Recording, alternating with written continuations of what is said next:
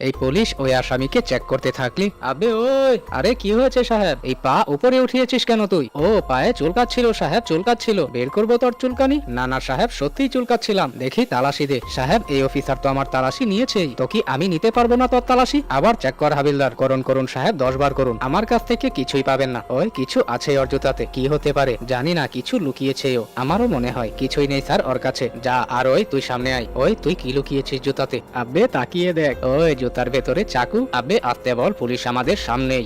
এবার দেখ এই চাকুর কারিগরি। এই কথা বলে রশি কাটতে থাকলে, স্যার সব আসামি ক্লিয়ার আছে। ভালো করে তালাশি নিয়েছো তো? জি জি স্যার, ভালো করে চেক করেছি, কোনো জিনিসপত্রই নেই ওদের কাছে। গাড়ি রেডি করো, ওদের সেন্ট্রাল জেলে পাঠাতে হবে। ঠিক আছে স্যার। আব্বে তোর হাত খোলার আগেই তো ওরা গাড়িতে করে আমাদের বড় জেলে নিয়ে যাবে। আরে চুপ করে থাক, এখন চাকু তুই নিয়ে কাট রশি। খেয়াল রেখো সেন্ট্রাল জেলের রাস্তা একটু দূরে, ওদের কাছে এমন কিছু থাকে না যে ওরা পালাতে পারে।